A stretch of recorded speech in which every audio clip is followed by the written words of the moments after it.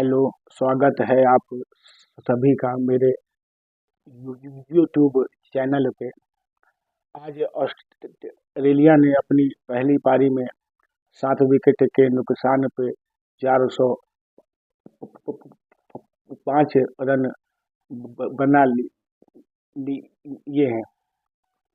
तो आज का जो खेल हुआ उसके बारे में भी बात करना है, और कल इंडिया क्या कर सकता है उसके बारे में भी बात करना है। लेकिन सबसे पहले आप लोगों से रिक्वेस्ट है कि मेरे चैनल को सब्सक्राइब करिए प्लीज। तो आज भारत ने जब गेंदबाजी स्टार्ट की तो पहले दो घंटे में 3 विकेट ले लिए।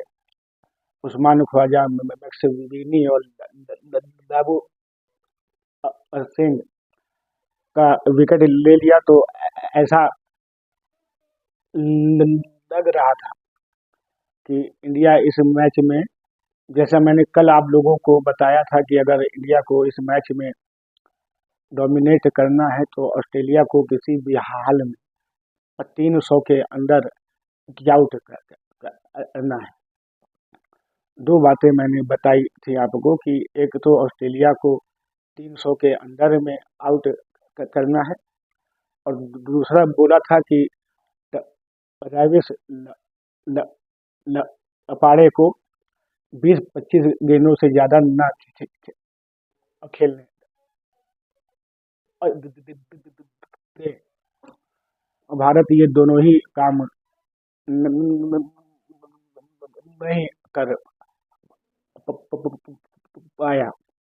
ऑस्ट्रेलिया ने 300 से अधिक भी रन बनाए, 400 से अधिक रन बना चुका है। कल भी बैटिंग करके आएंगे तो कुछ कल भी रन बनाएंगे। और एक बात कही थी कि ट्रेविस अपाड़ा किसी भी हाल में 20-25 गेंद से अधिक अगर टिकेगा तो परेशानी होगी। और एक बार फिर वही, पता नहीं ऐसा मालूम पड़ता है कि ट्रेविस अपाड़े को देख के हमारे गेंदबाजों के हाथ पांव अब फूल जाते हैं। हमारे कप्तान और रोहित को यही नहीं कुछ पता चलता कि अब क्या स्ट्रेटेजी अपनानी है, क्योंकि कोई भी एक स्ट्रेटेजी तो ऑफ स्टंप के बाहर भी बॉलिंग कर रहे थे, बीच बीच में शॉर्ट पिच भी कर रहे थे। उसके फिर कुछ देर बाद उसके लेग स्टंप पे बॉलिंग करना स्टार्ट हो गया। कोई एक क्लियर स्ट्रेटजी पता ही नहीं चलता है। और एक और बात है कि हमारे पास एक बहुत बड़ा दुर्भाग्य है कि हम लोगों का जो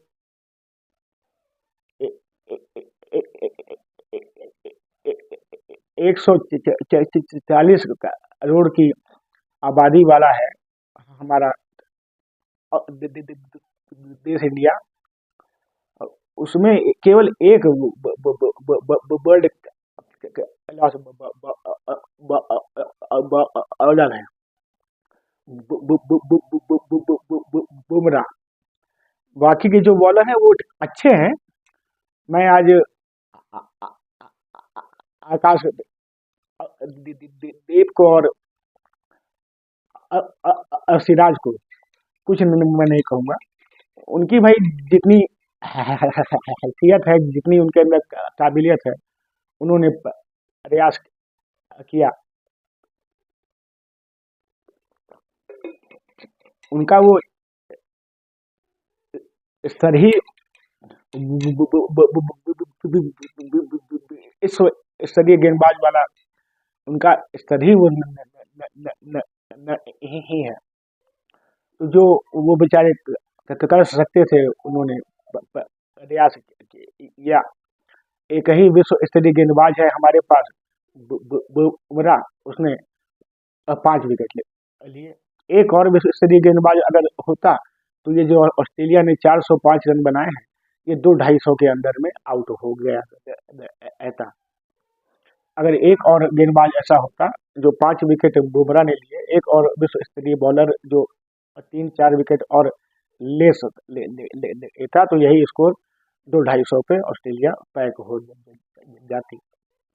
वो स्तरीय विश्व स्तरीय गेंदबाज है हमारे पास मोहम्मद शमी, तो वो अब धीरे धीरे रिकवर कर रहा है। लेकिन ये बहुत बड़े दुर्भाग्य की बात है कि 140 करोड़ लोगों का ये एंट्री है, इसमें मात्र एक ही 2 विश्व स्तरीय गेंदबाज हमारे पास है।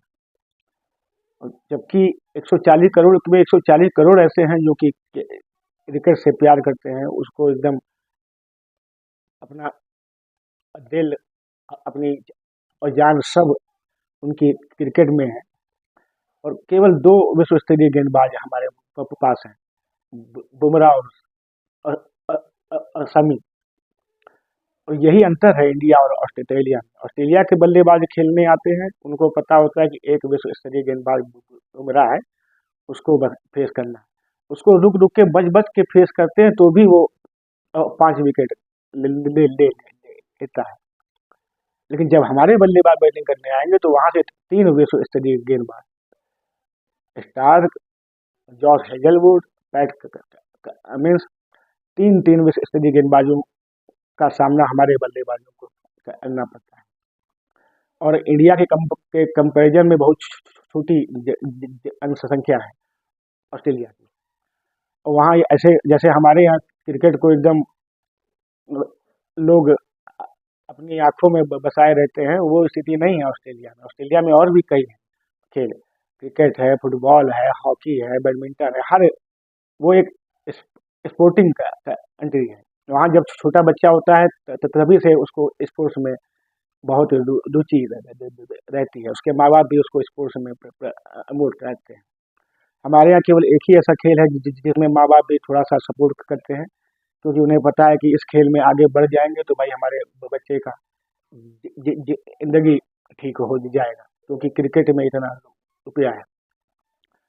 बहुत दुर्भाग्य की बात है। मैं भारतीय गेंदबाजों को क्या कहूँ, अब पिच भी आज इस गेम में बहुत अच्छी थी बल्लेबाजी के लिए। और ऑस्ट्रेलिया में क्या होता है ना कि पिच इसलिए बैटिंग के लिए अच्छी होती है कि अगर बॉल स्विंग और सीम ना हो तो जो वहाँ पे होता है, जो वहाँ की पिच में जो बाउंस होता है वो जो बाउंस होता है, तो बल्लेबाज जो लाइन भी शॉट खेल सकता है। उसको पता है कि भाई यहाँ पे अगर बॉल पिच हुई, अगर 5 मीटर मार्क 6 मीटर मार्क पे बॉल पिच हुई है तो कहाँ पे क्या आएगी बाउंस, और उसके आगे अगर 7-8 मीटर पे पिच हुई है तो कहाँ पे आएगी बाउंस। वो उसी हिसाब से अपना एडजस्ट करके बैटिंग करता है। स्टीव स्मिथ ने बहुत अच्छी बैटिंग की, लेकिन मुझे स्टीव स्मिथ की बैटिंग की कोई चिंता नहीं है। भाई बहुत बड़ा बल्लेबाज है, बहुत विश्व स्तरीय बैट्समैन है, कभी ना कभी तो उसको बैटिंग करना ही था। लेकिन वो कॉन्फिडेंस मुझे स्टीव स्मिथ की बैटिंग में आज भी नहीं दिख रहा था। स्टार्टिंग में ऐसा लग रहा था कि क्या अब जाएगा। तब एक चीज और दीप ने आज विकेट नहीं लिया, बेचारे ने अपनी पूरी जो उसके अंदर जितनी ईश्वर ने काबिलियत दिया है, उसने अपना पूरा प्रयास किया। बहुत अनलकी था, कई बार बैट्समैन बीट हुए, लेकिन एक भी उसको भी बेचारे को विकेट नहीं मिल पाया। भारतीय गेंदबाजों ने ठीक बॉलिंग की, अपनी तरफ से प्रयास किया। भाई स्टडी जब आपका इतना ही है, 5 बॉलर खेल रहे हैं, उसमें एक विश्व स्तरीय बॉलर है आपके पास, उस विश्व स्तरीय बॉलर ने भाई अब 5 विकेट निकाले। डेजा है वो विश्व स्तरीय बॉलर है, लेकिन एशिया के अंदर, इंडिया में मैच हो, पाकिस्तान में हो, श्रीलंका में हो, बांग्लादेश में हो, वहाँ जडेजा है विश्व स्तरीय गेंदबाज। जहाँ पे बॉल थोड़ा टर्न अगर मिल रहा हो तब जडेजा अनप्लेबल है, क्योंकि उसकी कोई बॉल टर्न होती है, कोई स्टेट आ जाती है। तो बैट्समैन को यही नहीं समझ में आता कौन सी बॉल टर्न होनी है, कौन सी स्टेट आएगी। लेकिन ऑस्ट्रेलियन कंडीशन में जहाँ बॉल की टर्न नहीं होती, वहाँ जडेजा कोई भी स्तरीय गेंदबाज ही है, एक साधारण गेंदबाज है। तो ये कल अब ये मैच को देखिए, मेरे हिसाब से अब ये मैच के दो ही परिणाम हो सकते हैं। कल ऑस्ट्रेलिया चाहे कितनी बैटिंग करे, उसकी अब मुझे कोई चिंता नहीं है। 405 रन वो बना चुके हैं और 3 विकेट उनके अभी बचे हैं। अब वो 450 बनाए, 420 रन बनाए, 425 में आउट हो जाए, 500 बना लें। अब ये मैच के दो ही परिणाम मेरे हिसाब से हो सकते हैं। या तो इंडिया बहुत अच्छी बैटिंग करे, क्योंकि ये पिच बल्लेबाजी के लिए बहुत अच्छी है। लेकिन आपको ये मेरी बात कल समझ में आएगी जब भारतीय बल्लेबाज बैटिंग करने आएंगे। ऑस्ट्रेलिया के बल्लेबाजों को एक विश्व स्तरीय बॉलर का को फेस करना पड़ रहा था, हमारे बल्लेबाजों को 3-3 को फेस करना पड़ेगा, हेजलवुड स्टार को फेस करना पड़ेगा। ये लोग थकेंगे तो फिर पैट मिन्स को भी फेस करना है।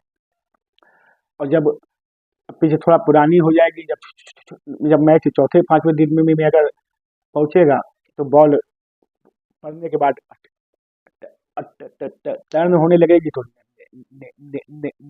नेथन लाइन को भी फेस करना है। तो 4 विश्व स्तरीय बॉलरों को फेस करना है। तो इसलिए इंडिया की दूसरी पारी के बारे में तो मैं कोई बात ही नहीं कर रहा। अब ये मैच में दो ही परिणाम मेरे हिसाब से, देखिए मेरा अंदाजा गलत भी हो सकता है, इस मैच में दो ही परिणाम आ सकते हैं। एक की ऑस्ट्रेलिया जीतेगी, और ज्यादा संभावना इसी बात की है कि ऑस्ट्रेलिया जीतेगी। दूसरा परिणाम ये संभव है कि अगर इंडिया अच्छी बैटिंग करती है पहली पारी, जैसे मैंने पहले कहा था कि इंडिया कम से कम 80 ओवर बैटिंग करे, लेकिन वो तब कहा था जब इंडिया ऑस्ट्रेलिया को 300 के अंदर आउट कर लिया। अब ऑस्ट्रेलिया ने 400 के ऊपर रन बना ली है, तो 80 ओवर की बैटिंग से कुछ नहीं होने वाला है।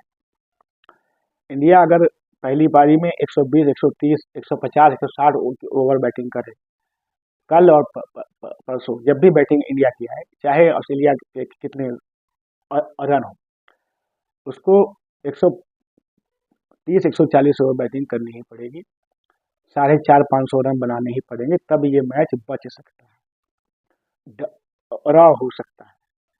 इस मैच में आने वाले जो 3 दिन है, उसमें बारिश की भी संभावना है। तो अगर बीच बीच में बारिश हो जाती है, तो वो इंडिया के लिए अच्छा ही है।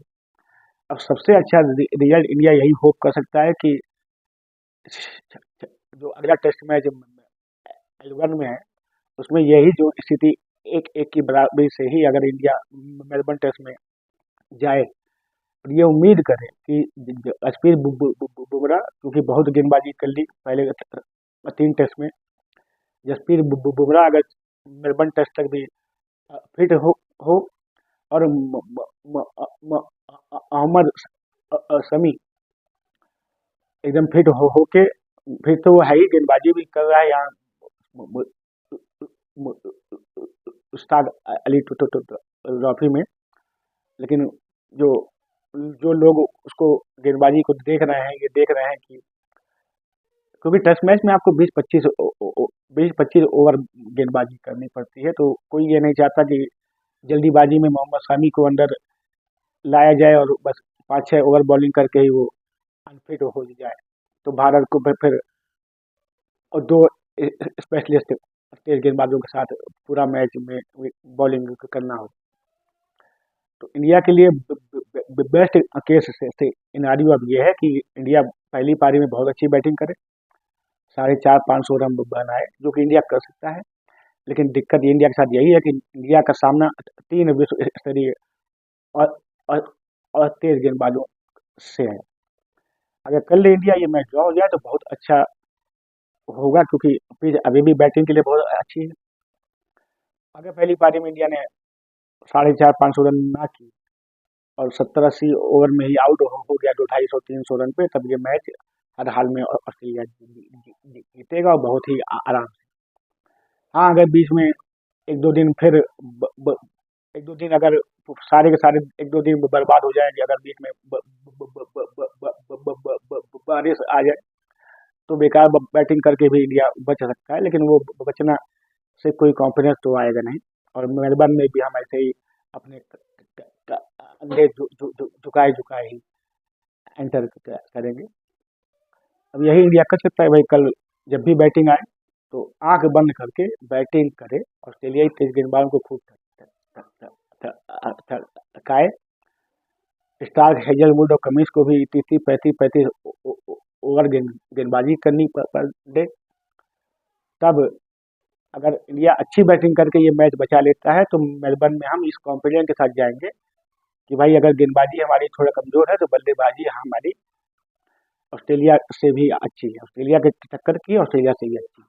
यही इस मैच में इंडिया के बल्लेबाजों को ये साबित करना है।